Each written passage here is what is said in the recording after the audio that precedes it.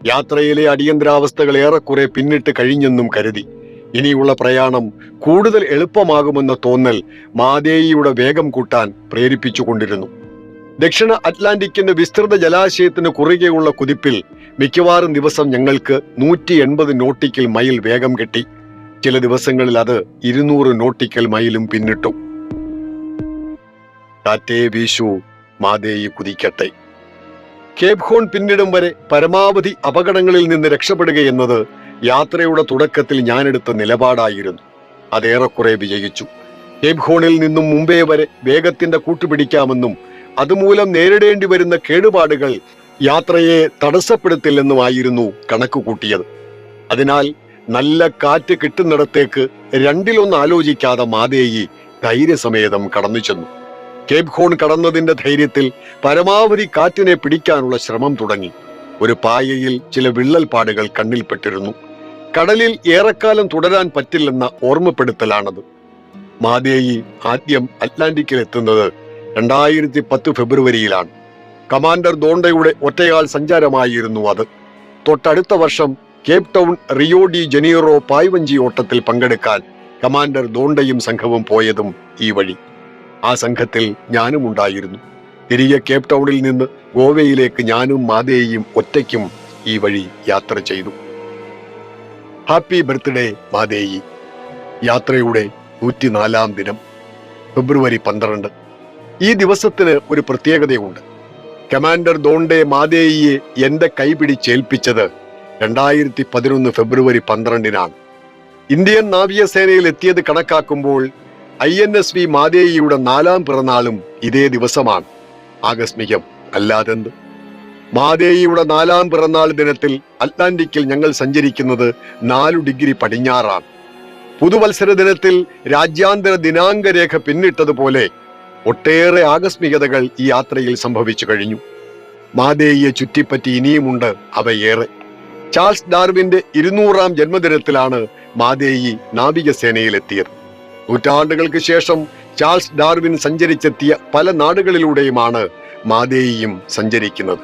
Brazil, ഫോക്ലൻഡ്സ്, ദക്ഷിണാഫ്രിക്ക, Mauritius, Australia, New Zealand തുടങ്ങിയ രാജ്യങ്ങളിലെല്ലാം ഡാർവിന് പിന്നാലെ മാതേയിയും കടന്നു ചെന്നിരിക്കുന്നു. കടൽ പ്രേമിക്കുന്നു. 2 ദിവസങ്ങൾ കാറ്റുവീശിയതുപോലെ പെട്ടെന്നാണ് പോയത്. വാലന്റൈൻസ് ദിനാഘോഷങ്ങൾ കരയിൽ നടക്കുമ്പോൾ കടലിൽ തിരയുടെ പ്രേമം കൂടിക്കൂടി വരുന്നു.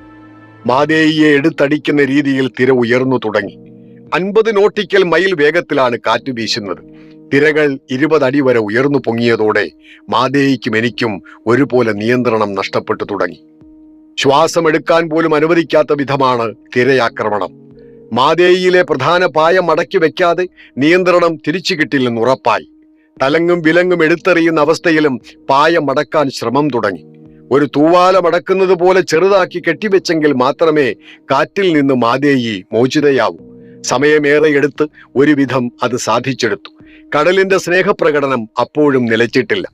ഒടുവിൽ ഞാൻ കടലിനോട് രണ്ടും കൽപ്പിച്ചു പറഞ്ഞു, മതി, നീ പ്രേമിക്കുന്നത് ഒന്ന് നിർത്ത്. അതോടെ കടൽ അടങ്ങി. ഭൂമിയുടെ കിഴക്കൻ അർദ്ധഗോളത്തിലേക്ക് ഇതിനേക്കാൾ ഗംഭീരമായ ഒരു സ്വീകരണം കിട്ടാനില്ല. കൊടുങ്കാറ്റുകളുടെ മുനമ്പും കടലുകളുടെ വഴിയമ്പലവുമായ കേപ്പ് ഓഫ് ഗുഡ് ഹോപ്പ് പ്രതീക്ഷകളുടെ അരികെയുണ്ട്. വലിയ കപ്പലുകളുടെ വരെ ശ്മശാന ഭൂമിയാണിവിടം. ഒഴുക്ക്, എതിരൊഴുക്ക്, ദയയില്ലാതെയും സമയം നോക്കാതെയും വീശുന്ന കൊടുങ്കാറ്റ്, കടലിന്റെ സ്വഭാവ വൈചിത്ര്യങ്ങൾ ഇവയെല്ലാം ഒന്നിക്കുന്ന ഇടം. ആഫ്രിക്കൻ ഭൂഖണ്ഡത്തിന്റെ തെക്കൻ മുനമ്പിൽ അറ്റ്ലാന്റിക്കും ഇന്ത്യൻ മഹാസമുദ്രവും ഇണചേരുന്നു. കപ്പലുകളുടെ ശ്മശാന ഭൂമി. ഫെബ്രുവരി 19, യാത്രയുടെ 111-ാം ദിവസം. കേപ്പ് ഓഫ് ഗുഡ് ഹോപ്പ് ചുറ്റിക്കറങ്ങി ഞങ്ങൾ ഇന്ത്യൻ മഹാസമുദ്രത്തിലേക്ക് പ്രവേശിച്ചു. സാഗർ പരിക്രമ 2-ന്റെ 5-ാം ഘട്ടം ഇവിടെ ആരംഭിക്കുകയാണ്. ഇന്ത്യൻ മഹാസമുദ്രത്തിലൂടെ തിരികെ മാതൃരാജ്യത്തിലേക്ക്. അനുഗ്രഹവും ആവേശവും പകർന്ന് ഞങ്ങളെ യാത്രയാക്കിയ ഇന്ത്യയുടെ കവാടത്തിലേക്കുള്ള മടക്കയാത്ര. പക്ഷേ പ്രതീക്ഷയുടെ മുനമ്പിൽ ഞങ്ങൾ പ്രതീക്ഷിച്ചതിനേക്കാൾ വലുതായിരുന്നു കാര്യങ്ങൾ. അറ്റ്ലാന്റിക്കിന്റെയും ഇന്ത്യൻ മഹാസമുദ്രത്തിന്റെയും ഒഴുക്കുകൾ കൂടിച്ചേരുന്ന ഇടത്താണ് മുനമ്പ്. ശരാശരി ഓരോ 36 മണിക്കൂറിനുമിടയിൽ ഇവിടെ ഒരു കൊടുങ്കാറ്റ് ജനിക്കുന്നു. പടിഞ്ഞാറ് ഭാഗത്തേക്ക് എപ്പോഴും ശക്തമായ ഒഴുക്കുണ്ടിവിടെ. ഈ ഒഴുക്കിനെതിരെ കാറ്റ് വീശുമ്പോൾ ഉണ്ടാകുന്ന പ്രത്യേകതരം തിരമാലകളാണ് ഈ മുനമ്പിനെ കപ്പലുകളുടെ ശ്മശാനമാക്കി മാറ്റുന്നത്. സാധാരണ തിരമാലകൾ കുന്നുപോലെ രണ്ടു വശത്തു നിന്നും കയറി ഇറങ്ങാൻ പറ്റുന്ന വിധത്തിലായിരിക്കും. ഇത്തരം തിരകളിൽപ്പെടുന്ന കപ്പൽ 60 ഡിഗ്രിയിലും അധികം ചെരിയുമെന്നല്ലാതെ ഒരിക്കലും മുങ്ങുകയോ തകരുകയോ ചെയ്യില്ല. എന്നാൽ കേപ്പ് ഓഫ് ഗുഡ് ഹോപ്പിലെ തിരമാലകൾ വേറൊരു വിഭാഗത്തിൽപ്പെട്ടവയാണ്. അവയുടെ ഒരു വശം പൊള്ളയായിരിക്കും. ഒഴുക്കും കാറ്റും എതിർദിശയിൽ വരുന്നത് മൂലമാണിത്. തിരയുടെ ഒരു വശത്ത് ഉയർന്നു പൊങ്ങുന്ന കപ്പൽ മറുഭാഗത്തെ പൊള്ളയായ വശത്തേക്ക് വീഴും. ചെറിയ തിരകളിൽ ഇത് വലിയ പരിക്കുകൾ ഉണ്ടാക്കില്ല. പക്ഷേ കേപ്പ് ഓഫ് ഗുഡ് ഹോപ്പിൽ പലപ്പോഴും തിരകൾ 100 അടി വരെ ഉയരാറുണ്ട്. 100 അടി തിരപ്പൊക്കത്തിൽ നിന്ന് ഒരു കപ്പൽ പൊള്ളയായ ഭാഗത്തേക്ക് വീഴുന്ന കാര്യം ആലോചിക്കൂ. അതും ഓരോ തിരയിലും ഇത് ആവർത്തിക്കുമ്പോൾ എന്താകും സ്ഥിതി എന്ന് പറയേണ്ടതില്ലല്ലോ. എത്ര കടുപ്പമുള്ള ഉരുക്കിൽ പണിത കപ്പലും തവിടുപൊടിയാവും. അങ്ങനെയാണ് ഇവിടം കപ്പലുകളുടെ ശ്മശാന ഭൂമികയായത്. കിഴക്ക് ദിശയിലേക്ക് സഞ്ചരിക്കുന്ന പായ്വഞ്ചികൾ സൂക്ഷിച്ചു മാത്രമേ കേപ്പ് ഓഫ് ഗുഡ് ഹോപ്പ് വലം വയ്ക്കാറുള്ളൂ. മുനമ്പിന്റെ തെക്ക് ഭാഗത്തുകൂടി സഞ്ചരിക്കുന്നവയാണ് ആകെ ഉള്ളതിൽ അപകടം കുറഞ്ഞ മേഖല. സൂര്യ കേന്ദ്രീകൃതമായ സൗരയൂഥം വിഭാവനം ചെയ്ത ജ്യോതിശാസ്ത്രജ്ഞനും വിഖ്യാത ഗണിതശാസ്ത്രജ്ഞനുമായ നിക്കോളാസ് കോപ്പർനിക്കസിന്റെ 520-ാം ജന്മദിനം. ആകസ്മികതയ്ക്കപ്പുറം ഈ ദിവസത്തിനൊരു പ്രത്യേകതയുണ്ട്. മുംബൈയിൽ നിന്ന് സമുദ്രത്തിലൂടെ ലോകം ചുറ്റാൻ ആരംഭിച്ച ഞങ്ങൾ ഭൂമി ഉരുണ്ടതാണെന്ന കണ്ടുപിടുത്തത്തിന് ഒരു വട്ടം കൂടി അടിവരയിട്ടുകൊണ്ടാണ് ലക്ഷ്യത്തിലേക്ക് അടുക്കുന്നത്. കേപ്പ് ഓഫ് ഗുഡ് ഹോപ്പ് മറികടക്കുമ്പോൾ സാങ്കേതികമായെങ്കിലും ഞങ്ങൾ മറ്റൊരു നാഴികക്കല്ലും പിന്നിടുന്നു. 2011 ഏപ്രിൽ 31 കേപ്പ് ടൗണിൽ നിന്ന് മാതേയും ഞാനും ഒരുമിച്ച് ഗോവയിലേക്ക് നടത്തിയ ഏകാന്ത സഞ്ചാരത്തിന്റെ പാതയിലാണിപ്പോൾ. തികച്ചും സാങ്കേതികമായി പറഞ്ഞാൽ ഞങ്ങളുടെ ലോകസഞ്ചാരം ഒരു വട്ടം പൂർത്തിയായിരിക്കുന്നു. കമാൻഡർ ദോണ്ടയുടേതുപോലെ നിർത്തിയുള്ള ലോകസഞ്ചാരത്തിന്റെ കണക്കിൽ ഞങ്ങളുടെ യാത്രയും വേണമെങ്കിൽ ഉൾപ്പെടുത്താം. പ്രതീക്ഷകൾ വെറുതെയായില്ല. ഉച്ചയ്ക്ക് 12 മണിയോടെയാണ് കേപ്പ് ഓഫ് ഗുഡ് ഹോപ്പ് പിന്നിട്ടത്. വൈകിട്ട് 4 മണിക്ക് ആദ്യത്തെ കൊടുങ്കാറ്റ് പ്രത്യക്ഷപ്പെട്ടു. 40 നോട്ടിക്കൽ മൈൽ വേഗം. മുനമ്പിനെ പരമാവധി വടക്ക് ദിശയിലേക്ക് മാറ്റി നിർത്തി സഞ്ചരിക്കാൻ എന്നെ പ്രേരിപ്പിക്കുന്നതായിരുന്നു ആ കാറ്റ്. പതിയെ കാറ്റിന്റെ വേഗം 50 നോട്ടിക്കൽ മൈലായി. 8 മീറ്ററോളം വെള്ളം ഉയർന്നു പൊങ്ങാൻ തുടങ്ങി. ആകാശത്ത് മേഘങ്ങൾ ചിതറിത്തുടങ്ങി. കാറ്റിന്റെ വേഗം 70 നോട്ടിക്കൽ മൈൽ. ഒരു ദയയുമില്ലാതെ മാതേയുടെ നേർക്ക് തിരകൾ ആഞ്ഞടിക്കാൻ തുടങ്ങി. ശരിക്കും വേദനിപ്പിക്കുന്ന തരത്തിലുള്ള പെരുമാറ്റം. എത്ര കരുത്തുള്ള നൗകയ്ക്കും താങ്ങാൻ പറ്റുന്നതിലും അധികമായിരുന്നു അത്. മാതേയുടെ മേൽത്തട്ടിലേക്ക് ഇറങ്ങണമെന്നുണ്ട്. അതിന് ശ്രമിക്കുമ്പോഴെല്ലാം മാതേയി എന്നെ എടുത്ത് അകത്തേക്ക് എറിഞ്ഞുകൊണ്ടിരുന്നു. എല്ലാം അവൾ ഒറ്റയ്ക്ക് സഹിക്കുന്നത് പോലെയായിരുന്നു അത്. എന്നെ ഏറ്റവും സുരക്ഷിതനായി അവളുടെ മാറോട് ചേർത്ത് നിർത്തി താടനങ്ങളെല്ലാം സ്വയം ഏറ്റുവാങ്ങുന്ന പോലെ. കടലിന്റെ നിർദ്ദയമായ ആക്രമണം തുടരുകയാണ്. ഈ നില തുടർന്നാൽ തിരികെ മുംബൈയിലെത്താൻ ഒന്നും ബാക്കി ഉണ്ടാവില്ലെന്നുറപ്പായി. മാതേയിയിൽ നിന്ന് തെറിച്ചു പോകാതിരിക്കാൻ എവിടെയെങ്കിലും സ്വയം ബന്ധിപ്പിച്ചു നിർത്തേണ്ട അവസ്ഥ. ഒന്ന് ശമിച്ച ശേഷം കടൽ വീണ്ടും ഇളകി. ഇത്തവണ മാതേയിക്ക് ശരിക്കും വേദനിച്ചു. ജനോവ എന്ന് വിളിക്കുന്ന മാതേയിയുടെ പായകളിൽ ഒന്നിൽ കാറ്റിരച്ചു കയറി. കൊടുങ്കാറ്റിന്റെ വരവിന് മുൻപേ ജനോവ ചുരുട്ടി കെട്ടിവെച്ചിരുന്നതാണ്. എന്നാൽ കാറ്റിന്റെ ആക്രമണം അല്പം കടന്നുപോയി. ചുരുട്ടിവച്ച പായയ്ക്കുള്ളിൽ കാറ്റ് തുരന്നു കയറി. അതോടെ കെട്ടിവച്ച നിലയിലും പായ കാറ്റ് നിറഞ്ഞു വീർത്തു വന്നു. പായ വീർത്തതോടെ കാറ്റിന്റെ കരുത്ത് മുഴുവൻ പായ്മരത്തിന് മുകളിലായി. കാറ്റ് ഈ സ്ഥിതി തുടർന്നാൽ പായ്മരം ഒടിയും. കടലിൽ ഞങ്ങൾ അനാഥരാകും. ആലോചിക്കാൻ ഒട്ടും സമയമില്ല. ആടി ഉലയുന്ന വഞ്ചിയിലൂടെ രണ്ടും കൽപ്പിച്ച് മേൽത്തട്ടിലേക്ക് നിരങ്ങിയെത്തി. 2 കൈയും കാലുകളും ഉടക്കി നിർത്തിയിട്ടും പിടിവിട്ട് തെറിച്ച് കടലിൽ വീണേക്കാം. ജനോവയുടെ കെട്ടുകൾ അഴിച്ചുവിടുകയാണ് വേണ്ടത്. പായ അഴിച്ചുവിട്ടാൽ അതിനുള്ളിൽ കയറിക്കൂടിയ കാറ്റ് സ്വതന്ത്രമാകും. പായ്മരത്തിന്റെ ശക്തി പരീക്ഷിക്കപ്പെടാതെ രക്ഷപ്പെടാം. ദൈവമേ, മുൻപ് കമാൻഡർ ദോണ്ടെ ഓസ്ട്രേലിയക്ക് സമീപത്ത് വെച്ച് സമാന സാഹചര്യത്തെ നേരിട്ടിരുന്നു. ദൈവം ആകാശത്ത് നിന്ന് തന്റെ വിരൽ തുമ്പുകൊണ്ട് പായ്മരത്തെ ഉലയാതെ കാത്തതുപോലെയായിരുന്നു പിന്നീടുണ്ടായ സംഭവ വികാസങ്ങളെന്ന് ദോണ്ടെ പറഞ്ഞത് ആ അവസ്ഥയിലും ഓർമ്മ വന്നു. ആകാശങ്ങളിലേക്ക് നോക്കി, കാറ്റിനെയും കടലിനെയും നിയന്ത്രിക്കാൻ കഴിവുള്ളവന്റെ കരങ്ങളിലേക്ക് നോക്കി ദൈവമേ എന്ന് ഞാൻ ആദ്യമായി വിളിച്ചു. ഏകാന്ത യാത്രയിൽ ഒരിടത്തു വെച്ചും ദൈവത്തെ വിളിക്കേണ്ടതായി വന്നില്ല.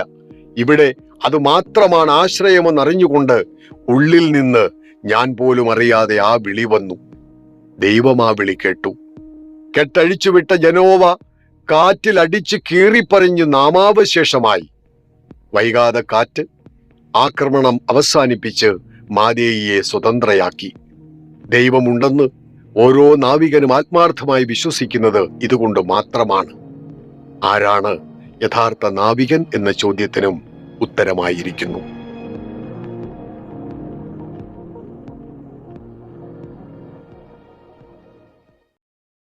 ഇന്ത്യൻ മഹാസമുദ്രത്തിലേക്ക് വീണ്ടും.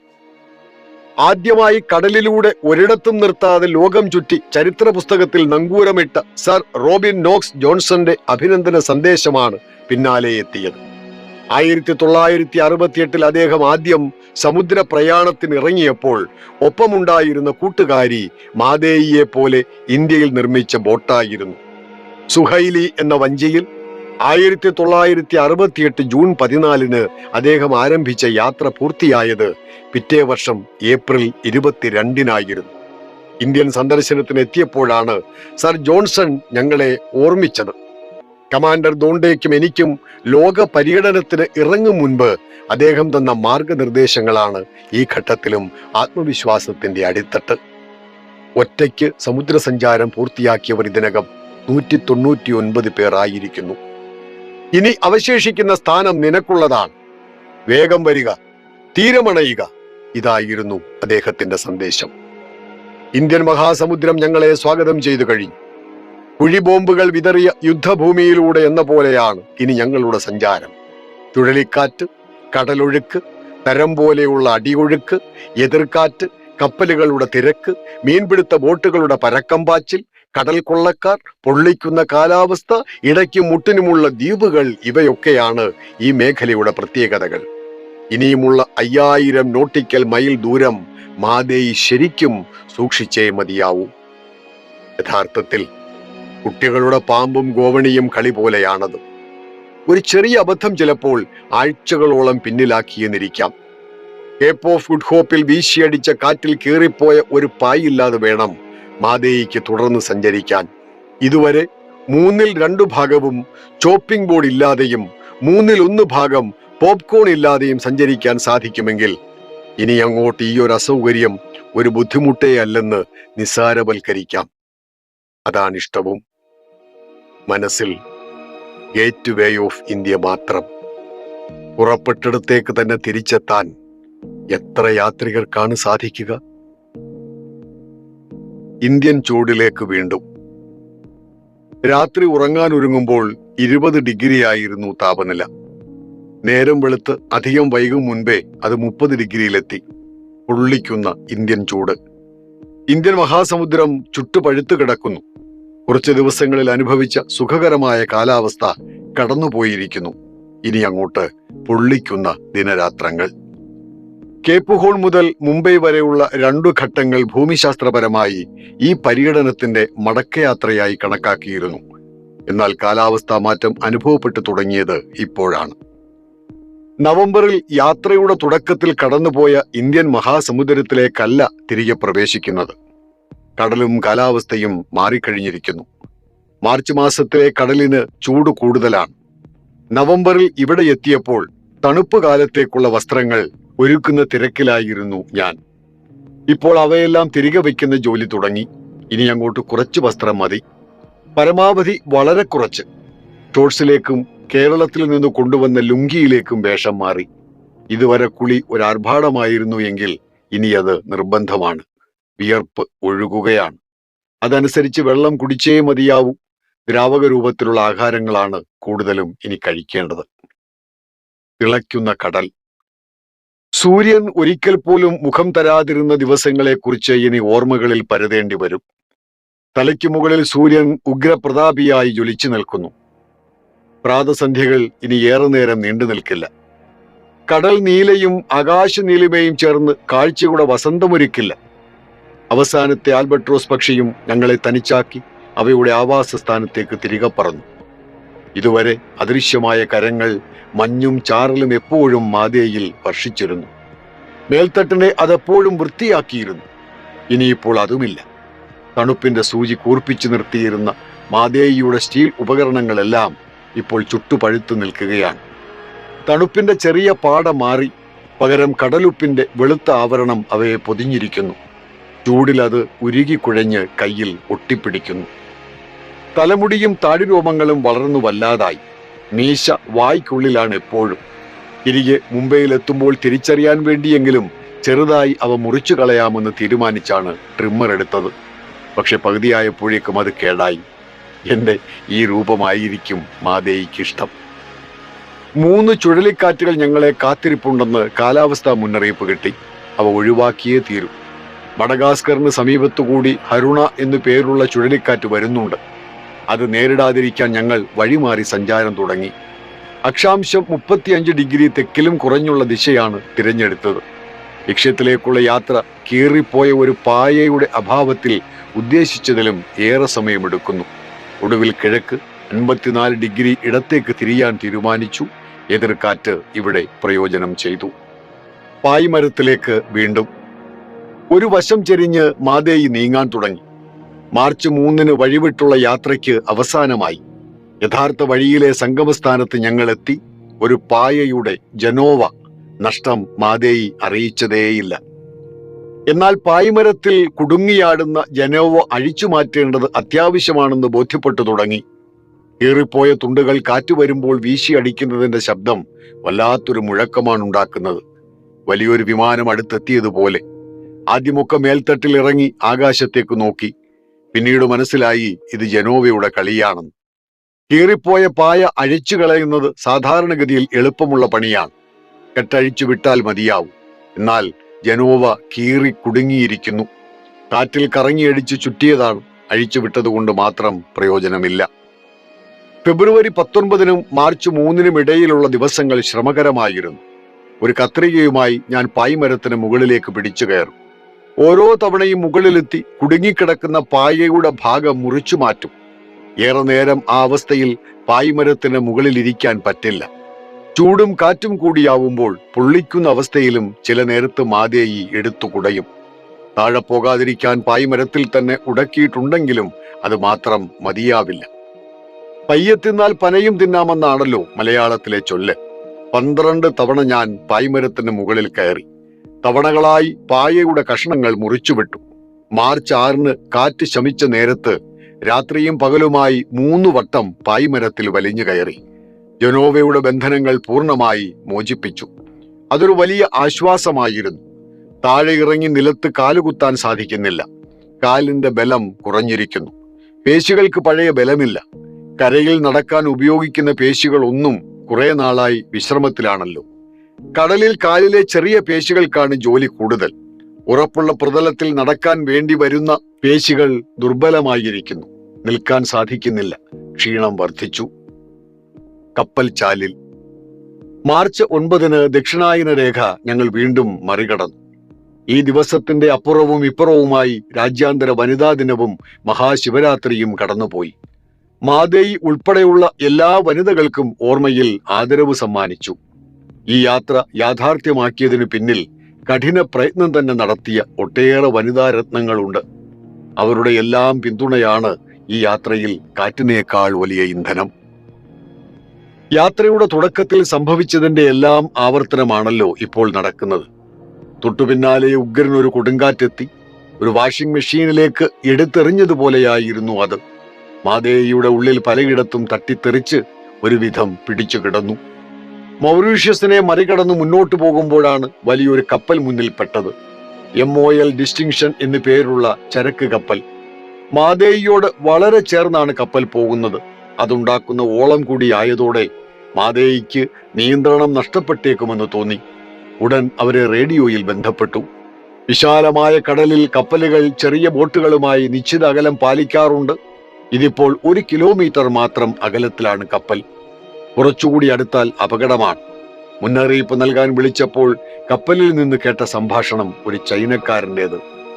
ഞങ്ങൾ തമ്മിൽ നടന്ന സംഭാഷണം ഇങ്ങനെയായിരുന്നു: MOL ഡിസ്റ്റിങ്ഷൻ, നിങ്ങൾ ഏത് തുറമുഖത്തേക്കാണ്? മാദേയി: മുംബൈ. MOL ഡിസ്റ്റിങ്ഷൻ, എവിടെ നിന്നാണ് പുറപ്പെട്ടത്? മാദേയി: മുംബൈ. MOL ഡിസ്റ്റിങ്ഷൻ, അല്ല സാർ, മുംബൈ നിങ്ങളുടെ ലക്ഷ്യസ്ഥാനമല്ലേ, എവിടെ നിന്നാണ് പുറപ്പെട്ടത്? മാദേയി: മുംബൈ. MOL ഡിസ്റ്റിങ്ഷൻ, സർ, അപ്പോൾ നിങ്ങൾ ഇനി അടുക്കാൻ ഉദ്ദേശിക്കുന്ന തുറമുഖം? മാദേയി: അതും മുംബൈ തന്നെ. അപ്പുറത്ത് നിശബ്ദത. ചൈനക്കാരൻ വാച്ച് കീപ്പർക്ക് വട്ടായിട്ടുണ്ടാവും. മുംബൈയിൽ നിന്ന് പുറപ്പെട്ട് മുംബൈയിൽ തന്നെ തിരിച്ചെത്താൻ വേണ്ടി ആരെങ്കിലും യാത്ര നടത്തുമോ എന്ന് അയാൾ സംശയിക്കാതിരിക്കില്ല. കടലിലൂടെയുള്ള ഏകാന്ത ലോകസഞ്ചാരത്തെക്കുറിച്ച് ചൈനക്കാരന് മനസ്സിലായതുമില്ല. എന്നാൽ കപ്പലിന്റെ ദിശ മാറ്റുന്ന കാര്യത്തിൽ നടപടി ഒന്നും ഉണ്ടായില്ല. 5 ഡിഗ്രി ഇടത്തേക്ക് തിരിച്ചാൽ തീരുന്ന പ്രശ്നമേ ഉള്ളൂ. അപകടകരമാം വിധം അടുത്തേക്ക് വരുന്നു എന്നറിയിച്ചപ്പോൾ കപ്പലിൽ നിന്ന് ശ്രദ്ധിച്ചുകൊള്ളാം, ആശങ്ക വേണ്ട എന്നായിരുന്നു മറുപടി. അവർ ശ്രദ്ധിച്ചുകൊള്ളാം എന്ന് പറഞ്ഞ സ്ഥിതിക്ക് മാദേയിയുടെ ദിശ മാറ്റാൻ അനുവാദമില്ല. അതാണ് നാവിക നിയമം. മാദേയി ദിശ തിരിച്ചതിന്റെ പേരിൽ അപകടമുണ്ടായാൽ അവർക്ക് ഉത്തരവാദിത്തമുണ്ടാകില്ല. അതിനാൽ അവർ ശ്രദ്ധിക്കുന്നിടം വരെ കാത്തിരിക്കേണ്ടി വന്നു. ഒടുവിൽ കേവലം 600 മീറ്റർ അരികിലൂടെ കപ്പൽ കടന്നുപോയി. ഉയർന്നു വന്ന തിരകളിൽ മാദേയി ആടി ഉലഞ്ഞു. മാർച്ച് 12. മൗറീഷ്യസ് ദേശീയ ദിനത്തിലാണ് ഞങ്ങൾ അവിടം മറികടന്നത്. ദേശീയ ദിനാഘോഷങ്ങളിൽ പങ്കെടുക്കാൻ രാഷ്ട്രപതി പ്രണബ് മുഖർജി അവിടെ ഉണ്ടെന്നറിഞ്ഞു. മാദേയും ഞാനും അദ്ദേഹത്തെ കാണാൻ വരുന്നുണ്ട്. ഇന്ത്യയുടെ കവാടം ഞങ്ങൾക്കായി ഒരുങ്ങിക്കൊണ്ടിരിക്കുകയാണല്ലോ.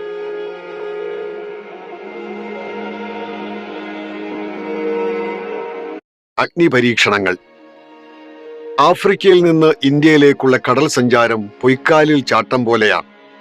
ഭൂപടത്തിൽ നോക്കുമ്പോൾ പൊട്ടുപോലെ കാണുന്ന ദ്വീപുകളുടെ പരിസരത്തേക്ക് ഒന്നും പോകാതെ ഒരിടത്ത് നിന്ന് മറ്റൊരിടത്തേക്ക് എന്ന മട്ടിൽ ചാടിച്ചാടി വേണം മുന്നോട്ട് പോകാൻ. ഈ വഴിത്താരയിൽ കപ്പലുകളും മീൻപിടുത്ത ബോട്ടുകളും ഇഷ്ടം പോലെ മുന്നിൽ വരാം. അവയെ വെട്ടിക്കാനും വിരുതു വേണം. ഫലത്തിൽ കണ്ണിൽ എണ്ണ ഒഴിച്ച് രാത്രിയും പകലും കാത്തിരിക്കുക തന്നെ വേണം. ഏതെങ്കിലും ഒരു കാറ്റ് ദിശ തെറ്റി വന്നാൽ അതുവരെ ചെയ്തതൊക്കെ വെറുതെയാവുന്ന അവസ്ഥ. ചെറിയ ദൂരമേ ഉള്ളൂവെങ്കിലും ഒരുപാട് സമയമെടുത്തേ ഇവിടം മറികടക്കാൻ കഴിയൂ. പോരാത്തതിന് മാദേയിയുടെ പ്രധാന പായകളിൽ ഒന്ന് കീറിപ്പോയത് അഴിച്ചു മാറ്റുകയും വേണം. ശരിക്കും ആലോചിച്ചു വേണം ഇനി ഓരോ കാറ്റിനും നേർക്ക് പായ വിരിക്കാൻ. ദ്വീപുകളുടെ സമൂഹമാണ് യാത്രാവഴിയുടെ ഇരുപുറവും. ആദ്യം മറികടന്നത് മഡഗാസ്കറാണ്. ഇന്ത്യക്ക് പുറത്ത് ആദ്യം സന്ദർശിച്ച വിദേശ രാജ്യമാണത്. നാവികസേനയിൽ കേഡറ്റായിരിക്കുമ്പോഴായിരുന്നു അത്. പോക്കറ്റിൽ കുത്തിത്തിരികി നിറച്ച മഡഗാസ്കർ കറൻസിയുമായിട്ടായിരുന്നു കറക്കം. ഞാൻ ധനികനായിരുന്നത് കൊണ്ടാണ് പോക്കറ്റ് നിറച്ച് പണം എന്ന് കരുതേണ്ട. നാണ്യപ്പെരുപ്പത്തിന്റെ കാര്യത്തിൽ മഡഗാസ്കർ കറൻസി ഇന്ത്യൻ കറൻസിയുമായി അത്രയ്ക്കു പിന്നിലാണ്. കുറച്ചുകൂടി കിഴക്ക് ഏറെ അകലെയല്ലാതെ മസ്കരീൻ ദ്വീപസമൂഹം. അഗ്നിപർവ്വത ദ്വീപുകളാണ് ഈ ദ്വീപസമൂഹത്തിന്റെ പ്രത്യേകത. ഡോണിയർ മുകളിൽ, പൈലറ്റ് താഴെ. മൗറീഷ്യസ് പിന്നിടുന്ന നേരത്താണ് ആകാശത്ത് പുതിയൊരു അതിഥി പ്രത്യക്ഷപ്പെട്ടത്. മൗറീഷ്യസ് കോസ്റ്റ് ഗാർഡിന്റെ ഡോണിയർ വിമാനം ഞങ്ങൾക്ക് അഭിവാദ്യമർപ്പിച്ച് വട്ടമിട്ട് പറന്നു. മാദേയിൽ ഇരിക്കുമ്പോൾ തിരികെ ഞാനും ആ ഡോണിയർ വിമാനത്തെ നോക്കി അഭിമാനത്തോടെ പുഞ്ചിരിച്ചു. ഡോണിയർ പറപ്പിക്കാൻ നാവികസേന നിയോഗിച്ച ഒരാൾ താഴെ ഈ കടലിന്റെ നടുവിലുണ്ട് എന്ന് മൗനം പൊതിഞ്ഞ ചിരിയോടെ മനസ്സ് ആ ആകാശപക്ഷിയോട് വിളിച്ചു പറഞ്ഞു. പിറ്റേന്നായിരുന്നു മൗറീഷ്യസിന്റെ ദേശീയ ദിനം. അവിടെ ഇന്ത്യൻ പ്രസിഡന്റ് പ്രണബ് മുഖർജി ഉള്ള കാര്യം പറഞ്ഞല്ലോ. ഈ സുദിനം ആഘോഷിക്കാൻ എന്തുണ്ടെന്ന തിരച്ചിൽ വല്ലാത്തൊരു സന്തോഷത്തിലാണ് കൊണ്ടെത്തിച്ചത്. ഭക്ഷണ വസ്തുക്കൾക്കിടയിൽ നിന്ന് തിരച്ചിലിൽ കിട്ടിയത് 3 പാക്കറ്റ് പോപ്കോൺ. എന്റെ ശ്രദ്ധയിൽപ്പെടാതെ ഒളിച്ചു കിടക്കുകയായിരുന്നു അവ. ആനന്ദലബ്ധിക്ക് ഇനി എന്തു വേണം? എതിർകാറ്റിന്റെ വരവ് അപ്രതീക്ഷിതമായിരുന്നു. ഞങ്ങൾക്ക് യാത്ര ചെയ്യേണ്ട ദിശയുടെ എതിർവശത്ത് നിന്ന് വീശുന്ന കാറ്റിൽ മാദേയി കുലുങ്ങി മറിഞ്ഞു. ശരിക്കും വാഷിംഗ് മെഷീൻ എഫക്ട്സ്. ഇളകിയാട്ടങ്ങൾക്കിടയിലും ഞങ്ങൾ ലക്ഷ്യത്തിലേക്ക് പായ തിരിച്ചുവെച്ചു. ഒരു വശത്തേക്ക് ചെരിഞ്ഞ് റിലേയിലെ അവസാന ലാപ്പ് ഓടുന്ന അത്ലറ്റിനെ പോലെ വേഗം കൂട്ടി. തൊട്ടുപിന്നാലെ ഇന്ത്യൻ മഹാസമുദ്രത്തിൽ തിരിച്ചുള്ള വരവിൽ ഞാൻ ആദ്യമായി കുളിച്ചു. ചൂടുകൂടി വരുന്നതിനാൽ ഇനി ദിവസവും കുളിക്കാതെ തരമില്ല. അക്ഷാംശ ഗോവണിയിൽ മുകളിലേക്ക് കയറും തോറും സായ ഡി മാലദ്വീപിനെ ഒഴിവാക്കാൻ പരമാവധി ശ്രമിച്ചു. കേപ്പ് ടൗണിൽ നിന്ന് ഗോവയിലേക്ക് 2 വർഷം മുൻപ് നടത്തിയ ഏകാന്ത സഞ്ചാരത്തിന് വഴിത്താര വിട്ട് പുതിയ ഒന്നിലൂടെ പോകുന്നതിന് വേണ്ടിയായിരുന്നു ഇത്. ഇവിടെ നിന്ന് ദ്വീപ സമൂഹങ്ങൾ കുലച്ചു നിർത്തിയ വില്ല് പോലെ സീഷെൽസിന് നേർക്ക് പരന്നു കിടക്കുന്നു. പാമ്പും ഗോവണിയും. ഇടനേരത്തെ വിശ്രമത്തിന് ശേഷം വീണ്ടും കാറ്റിന്റെ വരവായി. ആഫ്രിക്കയുടെ ഭാഗമായ മസ്കരീൻ ദ്വീപസമൂഹത്തെയും ഏഷ്യയുടെ അതിരായ മൗറീഷ്യസിനെയും വേർതിരിക്കുന്നിടം വേഗം പിന്നിടാൻ ഇത് സഹായിച്ചു. അങ്ങനെ മാതേയും ഞാനും ഇന്ത്യൻ ഉപഭൂഖണ്ഡത്തിന്റെ കടൽ അതിരുകൾക്ക് ഉള്ളിലെത്തി. പാമ്പും ഗോവണിയും കളിയിൽ ബുദ്ധിപൂർവം നീങ്ങിയതിന്റെ ഫലം. അധികം ദിവസങ്ങൾ നഷ്ടമായില്ല. കാറ്റില്ലാത്ത അവസ്ഥയിലും ജനോവപ്പായ് ഇല്ലാത്ത സ്ഥിതിയിലും അധികം ബുദ്ധിമുട്ടിക്കാതെ മാതേയി മാതൃരാജ്യത്തെ തഴുകുന്ന കടലിലേക്ക് എന്നെ എത്തിച്ചു കഴിഞ്ഞിരിക്കുന്നു. ഇവിടെ കാറ്റ് തീരെയില്ലെന്ന് കാലാവസ്ഥാ കുറിപ്പുകൾ ഓർമ്മിപ്പിച്ചുകൊണ്ടിരുന്നു. കടുത്ത ചൂടിൽ ഇന്ത്യൻ മഹാസമുദ്രത്തിൽ കാറ്റിനെയും പ്രതീക്ഷിച്ച് കാത്തുകിടക്കുന്നത് മണ്ടത്തരമാണ്. കടൽ വഴിയിൽ കാറ്റ് വീശുന്ന ചെറിയ ഇടനാഴികൾ കണ്ടെത്തി അവിടേക്ക് ദിശ തിരിച്ചുവെച്ചായി പിന്നീടുള്ള പ്രയാണം. തുള്ളി കുടിക്കാനില്ല. മാർച്ച് 17. യാത്ര തുടങ്ങിയിട്ട് 137 ദിനങ്ങൾ. കുടിവെള്ളത്തിന് എന്തോ ചില പ്രശ്നങ്ങൾ കുറെ ദിവസങ്ങളായി തോന്നിയിരുന്നു. എന്നാൽ ഇപ്പോഴത് അസഹനീയമായി. മാതേയുടെ വാട്ടർ ടാങ്കിലെ ജലം പരിശോധിച്ചു. അതിന് ഡീസലിന്റെ മണം. യാത്ര അവസാനിക്കുന്നിടം വരെ ഉപയോഗിക്കണമെന്ന് കരുതി സൂക്ഷിച്ചുപയോഗിച്ചുകൊണ്ടിരുന്ന ജലത്തിലാണ് ഡീസൽ കലർന്നത്. മൗറീഷ്യസ് പിന്നിടുന്ന നേരത്തുണ്ടായ മഴയും കാറ്റുമാണ് ചതിച്ചത്. വാഷിംഗ് മെഷീനിൽ എന്ന പോലെ ഞങ്ങൾ എടുത്തെറിയപ്പെട്ട നേരത്ത് ബോട്ടിന്റെ ഡീസൽ ടാങ്കിന് ചോർച്ചയുണ്ടായി. വാട്ടർ ടാങ്കിൽ ഡീസൽ കയറി. 200 ലിറ്ററോളം ശുദ്ധജലമാണ് മലിനമായത്. വാട്ടർ ടാങ്കിനോട് ചേർന്ന് തന്നെ കുറച്ച് കുപ്പികളിലും ജലം കരുതിയിരുന്നു. അവയെടുത്തു നോക്കി. അവയിലും ഡീസൽ മയം. എന്തു ചെയ്യും? ഇനിയുള്ള ദിവസങ്ങളിൽ എന്തു കുടിക്കും? മലിനപ്പെടാതെ ബാക്കിയുള്ളത് 10 കുപ്പി വെള്ളം മാത്രം. ഇതുകൊണ്ട് ഇനിയുള്ള ദിവസങ്ങൾ എങ്ങനെ തള്ളി നീക്കും? ഇപ്പോഴത്തെ കണക്കിൽ ഇനിയും 15 ദിവസത്തോളം യാത്ര ചെയ്യേണ്ടിയിരിക്കുന്നു. ദിവസം 1 ലിറ്ററിൽ താഴെ വെള്ളം കുടിച്ചുകൊണ്ട് അത് പൂർത്തിയാക്കുക ഈ കൊടുംചൂടിൽ അസാധ്യം. മനസ്സിൽ 1000 ചോദ്യങ്ങൾ ഉയർന്നു തുടങ്ങി. ഇതുവരെ നേരിട്ട പ്രതിസന്ധികൾ ഒന്നും പോലെ അല്ല ഇത്. പുറത്തുനിന്ന് ഒരാളുടെ പോലും സഹായമില്ലാതെ ഒറ്റയ്ക്ക് ഒരിടത്തും നിർത്താതെ യാത്ര പൂർത്തിയാക്കുകയാണ് ലക്ഷ്യം. ശുദ്ധജലം തീർന്നു പോയാൽ അത് സഫലമാകാതെ പോകും. മുൻപൊരിക്കൽ ഒറ്റയ്ക്ക് യാത്രക്കിറങ്ങിയയാൾ കടലിൽ കണ്ടുമുട്ടിയ ഒരു കപ്പലിൽ നിന്ന് ഫിലിം റോൾ ചോദിച്ചു വാങ്ങിയത് കേട്ടിട്ടുണ്ട്. ആ ഫിലിം റോൾ വാങ്ങിയത് കൊണ്ട് മാത്രം തിരികെ കരയിലെത്തിയപ്പോൾ ചരിത്രം അയാളുടെ പേര് വെട്ടി. അതേ അവസ്ഥയിലേക്ക് ഞങ്ങളും എത്തുമോ? എന്തിനേയും നേരിടാൻ തീരുമാനിച്ചു. മാതേയുടെ ഉള്ളറകളിൽ ദ്രാവക രൂപത്തിൽ ബാക്കിയുള്ളത് എന്തൊക്കെയെന്ന് തിരയാൻ തുടങ്ങി. മണിക്കൂറുകളുടെ ശ്രമഫലമായി കയ്യിൽ തടഞ്ഞത് ഇതൊക്കെയാണ്: തേങ്ങാപ്പാൽ, കാലാവധി കഴിഞ്ഞ മോര്, ഏതാനും ബോട്ടിൽ എനർജി ഡ്രിങ്ക്. ഇതുകൊണ്ട് എന്താവാൻ? കടൽ മഴ കൊയ്ത്ത്. കഴിഞ്ഞ മൺസൂണിൽ ഗോവയിൽ നങ്കൂരമിട്ടിരുന്ന നേരത്ത് മഴവെള്ളം ശേഖരിച്ചിരുന്ന കാര്യം പെട്ടെന്ന് ഓർമ്മ വന്നു. കരയിൽ നിന്നുള്ള ജലം വാങ്ങാതെ മഴവെള്ളം സംഭരിച്ച് അത് ഉപയോഗിച്ച് ശീലിച്ചത് അനുഗ്രഹമായി. ഇനിയുള്ള യാത്രയിൽ പെയ്യുന്ന മഴയെ പിടിച്ച് അത് ഉപയോഗിക്കാൻ ആലോചന തുടങ്ങി. പ്രധാന പായയിൽ നിന്ന് താഴേക്ക് മഴവെള്ളം പിടിക്കാൻ പാകത്തിന് തുണി വലിച്ചു കെട്ടി. 10 ലിറ്റർ ജലം ആദ്യ പരിശ്രമത്തിൽ കിട്ടി. അതോടെ ജലദാരിദ്ര്യം തീർന്നു. എങ്കിലും പ്രതിസന്ധി ബാക്കി. ഈ ലഭിച്ച വെള്ളം കൊണ്ടും പ്രശ്നം തീരില്ല. എത്രയും വേഗം മുംബൈയിൽ എത്തേണ്ടിയിരിക്കുന്നു. ദാഹമാണോ മാതേയിയാണോ ജയിക്കാൻ പോകുന്നത്? യഥാർത്ഥത്തിൽ പിന്നീട് നടന്നത് ഒരു മത്സരമായിരുന്നു. പ്രതിസന്ധികൾക്ക് മുന്നിൽ കരുത്തോടെ നിന്ന മാതേയി കാറ്റില്ലാത്ത കടലിലും ഇളകിയില്ല. ചെറിയ ആനുകൂല്യങ്ങൾ വലുതായി മുതലെടുത്ത് ഞങ്ങൾ മുന്നോട്ട് നീങ്ങാൻ തുടങ്ങി. ഇതേ സമയം തന്നെ ഭക്ഷണം പാകം ചെയ്യുന്നതടക്കമുള്ള കാര്യങ്ങളിലും ഞാൻ മാറ്റങ്ങൾ വരുത്തി. അരി കഴുകുന്നതും മറ്റും കടൽ വെള്ളത്തിലാക്കി. എന്തെങ്കിലും കഴുകാൻ ശുദ്ധജലം ഉപയോഗിച്ചാൽ ആ വെള്ളം ഞാൻ കുടിക്കും. ഒരു തുള്ളി പോലും നിലത്തു വീഴ്ത്താതെ ഉപയോഗിക്കേണ്ടിയിരിക്കുന്നു. ഇങ്ങനെയും ഒരു രുചി. ഉപ്പുവെള്ളത്തിൽ വേവിക്കുന്ന ചോറിലേക്ക് പരിപ്പ് കറിയും മറ്റു ഭക്ഷണ സാധനങ്ങളുമെല്ലാം കുഴച്ചു ചേർക്കും. ഇതിലേക്ക് ബാക്കിയുള്ള ഉണക്കച്ചെമ്മീൻ അച്ചാറും ചേർക്കും. അതിനുശേഷം അവയെല്ലാം കൂടി കണ്ണടച്ച് ഒറ്റ വിഴുങ്ങൽ. രുചിമുകുളങ്ങൾ വെല്ലുവിളിയോടെ എന്നോട് പ്രതിഷേധിക്കാൻ തുടങ്ങി. ഉപ്പും എരിവും ചവർപ്പുമെല്ലാം കലർന്ന ഓക്കാനിക്കാൻ വരുന്ന ഒന്നായി ഭക്ഷണം. കഴിക്കാൻ ഒട്ടും പറ്റാത്ത വിധം വൃത്തികെട്ട രുചി. അത് ചെറുതായെങ്കിലും മാറ്റാനാണ് അതിലേക്ക് അച്ചാർ ചേർക്കുന്നത്. ശരീരം ക്ഷീണിച്ചു തുടങ്ങി. കടുത്ത ചൂടിൽ കുറഞ്ഞത് 3000 കിലോ കാലറി ശരീരത്തിന് ആവശ്യമാണ്. അത് കിട്ടുന്നില്ലെന്ന് ഉറപ്പായി. കുറച്ചെങ്കിലും കാലറി ശരീരത്തിൽ എത്തട്ടെ എന്ന് കരുതിയാണ് ലോകത്താരും ചെയ്യാത്ത വിധം മഹാഭക്ഷണ പാതകത്തിന് ഞാൻ മുതിർന്നത്. യാത്രയുടെ തുടക്കം മുതൽ ഒരു പായ്ക്ക് പോലും പൊട്ടിക്കാതെ കുറച്ച് ജർമ്മൻ ബ്രെഡ് ബാക്കി ഉണ്ടായിരുന്നു. പേരിൽ ജർമ്മൻ ബ്രെഡ് സുന്ദരനാണെങ്കിലും അത് കഴിക്കുന്നവർക്ക് അവാർഡ് നൽകണം. എത്ര കാലത്തേക്കും കേടാകാതെ ഇരിക്കുന്ന തരം ഭക്ഷണ വസ്തുവാണത്. അതിന്റെ രുചി വർണ്ണിക്കാൻ വാക്കുകളില്ല. ഒറ്റയ്ക്ക് കഴിക്കാൻ പ്രയാസമായതുകൊണ്ട് പാൽപ്പൊടിയും ബോൺവിറ്റയും തിരഞ്ഞു. പക്ഷെ അതെല്ലാം തീർന്നു പോയിരുന്നു. ശരാശരി ജല ഉപഭോഗം 1 ലിറ്ററിലും കുറവായി. അതോടെ ക്ഷീണം വീണ്ടും കൂടി. വെള്ളമൊട്ടുമില്ലാതെ വന്നാൽ എന്ത് ചെയ്യണമെന്ന് പല വിധത്തിൽ ആലോചിച്ചു.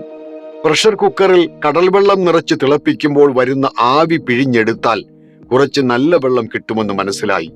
ഒരു മാർഗവുമില്ലെങ്കിൽ അത് പരീക്ഷിക്കാമെന്ന് കരുതി. പകലിലെ കൊടുംചൂടിൽ ശരീരം വെന്തുരുകുകയാണ്. പകൽ നേരത്ത് ഒരു ജോലിയും ചെയ്യേണ്ടെന്ന് തീരുമാനിച്ചു. കാരണം അത് ക്ഷീണം ഇരട്ടിപ്പിക്കും. രാത്രിയിൽ അത്യാവശ്യം ചെയ്യേണ്ട കാര്യങ്ങൾ വേഗത്തിൽ പൂർത്തിയാക്കും. രാത്രിയിലും പക്ഷേ ചൂടിന് കുറവില്ല. ഭൂമിയുടെ ഇങ്ങേ പുറത്തേക്ക് വീണ്ടും. മാർച്ച് 21.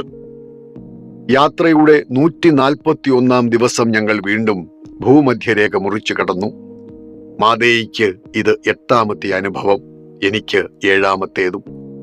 ഈ യാത്രയിൽ ഇത് 2ാം വട്ടം. സൂര്യന്റെ അടുക്കൽ നിന്ന് അകന്നകന്നു പോയ ശേഷം വീണ്ടും ഒരു കൂടിക്കാഴ്ച.